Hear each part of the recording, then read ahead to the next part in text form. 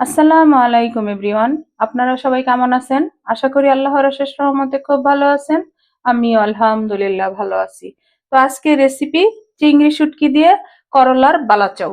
তো এই বালাচাও বানানোর জন্য প্রথমেই যেখানে আমি 200 গ্রাম চিংড়ি শুটকি গরম পানি দিয়ে ধুয়ে পরিষ্কার করে ঝাঁঝরি দিয়ে পানিটা ঝরায় রাখছি। আর এইখানে একটা ফ্রাই প্যান বসাই দিছি। এখন এইখানে দিয়ে দিব আমি হাফ কাপের মতো সরিষার তেল। বিসমিল্লাহির রহমানির রহিম। প্রথমে দিয়ে দিব এই যে গোলমরিচ 7-8টা, আর লম্বাটা দিব 7-8টা দিয়ে প্রথমে ভাজবো।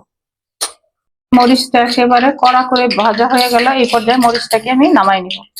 এই পর্যায়ে দিয়ে দিব আমি চিংড়ি শুটকিটা আর রসুন। এখানে আছে আমার 4টা রসুন কুচি। এখন এই রসুন আর চিংড়ি শুটকিটাকে প্রথম ভাজবো। এই বালাচাও রেসিপি যদি আপনাদের কাছে ভালো লাগে তাহলে অবশ্যই বাসায় ট্রাই করবেন। আর আমার চ্যানেলটাকে সাবস্ক্রাইব করবেন, লাইক করবেন, শেয়ার করবেন এবং কমেন্টস করবেন। প্লিজ আমার ভাই বোনেরা আমার পাশেই থাকবেন। আর এই বালাচাও রেসিপি কিন্তু একেবারে সহজ। আমার প্রিয় নতুন রাঁধুনি যারা আছেন তারা আমার রেসিপিটা ফলো করে একেবারে ইজি হতে বানায় নিতে পারবেন।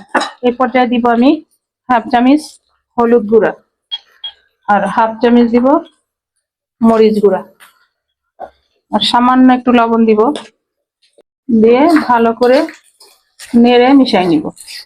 মশাল্লা দেখতে যেমন অপূর্ব সুন্দর লাগতেছে, সেন্টটাও তেমনি সুন্দর আসতেছে। প্লিজ যারা না খাইছেন তারা তো এটা স্বাদ জানেন না, অবশ্যই বানাবেন, খাবেন। আর যারা খাইছেন তারা তো জানেন যে বালাচাওর টেস্ট কেমন। এই যে চিংড়ি আর রসুনটাও মুচমুচে করে ভাজা হয়ে গেছে। এখন এটাকেও আমি উঠাই নিব। চিংড়ি আর রসুনটাকে ভেজে উঠাই নিলাম। এখন আমি করলাটা দিয়ে দিব। এখানে আমার বড় সাইজের 2টা করলা আছে। এখন করলাটাকেও আমি ভালোভাবে ভেজে নিব। এখানে আর কোনো মশলা লাগবে না, চিংড়িতে আর রসুনের মধ্যে যে হলুদ মরিচটা দিচ্ছি সেটাতেই চলবে। অলমোস্ট করলাটা মুচমুচে করে ভাজা হয়ে গেছে। এখন এই পর্যায়ে দিয়ে দিব সামান্য একটু লবণ। আর প্রথম দিলে লবণটা থেকে পানি ছেড়ে দিবে, তখন করলাটার মুচমুচে করা অনেক কষ্টকর হয়ে যাবে। এই যে একেবারে মুচমুচে করে করলাটা ভাজা হয়ে গেল। এখন আমি করলাটাকেও নামাই নিব। তেলের মধ্যে আর একটু তেল দিয়ে দিব, আমি দিয়ে দিলাম।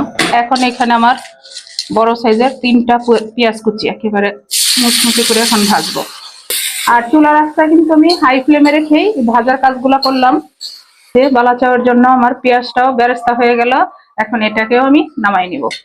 এই যে চিংড়ি শুটকি দিয়ে করলার বালাচাওয়ার জন্য সবকিছু রেডি করে নিলাম। দেখেন করলাগুলা একেবারে মুচমুচে, সবকিছু একেবারে মুচমুচে করে ভেজে নিছি। এখন শুধু মিশাবো। এই যে একটা প্লেট নিয়ে নিলাম।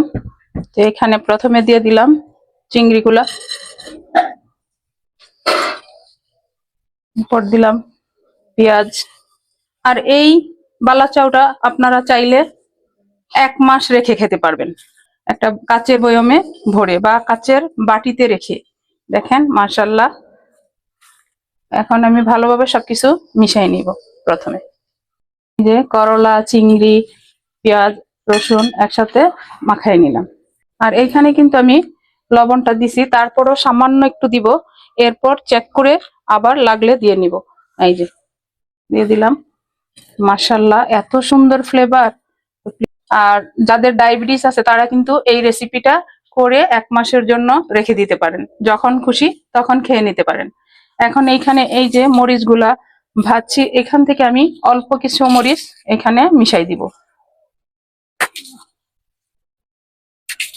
এই যে, আর বাকিটা এইভাবেই থাকবে, যদি কারো লাগে সে নিয়ে খাবে। দেখেন মাশাআল্লাহ। এই যে দেখেন মাশাআল্লাহ, চিংড়ি শুটকি দিয়ে করলার বালাচাও হয়ে গেল।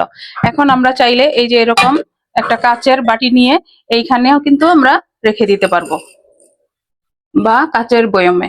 তো কাচের বাটিতে রাখার সুবিধাটা কি, বয়ম থেকে বের করতে একটু অসুবিধা হয়, কিন্তু কাচের বাটিতে কিন্তু অসুবিধাটা হবে না।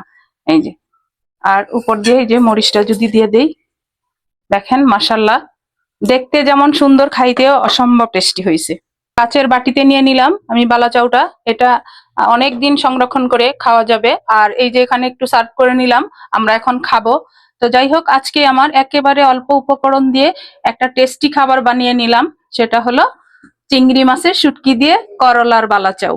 তো এই বালাচাওটা আপনারাও বাসায় বানান, সবার সাথে এনজয় করেন। তো আজকে আমি আপনাদের কাছ থেকে বিদায় নিব, আবার নতুন কোনো রেসিপি নিয়ে আসবো। আল্লাহ হাফেজ।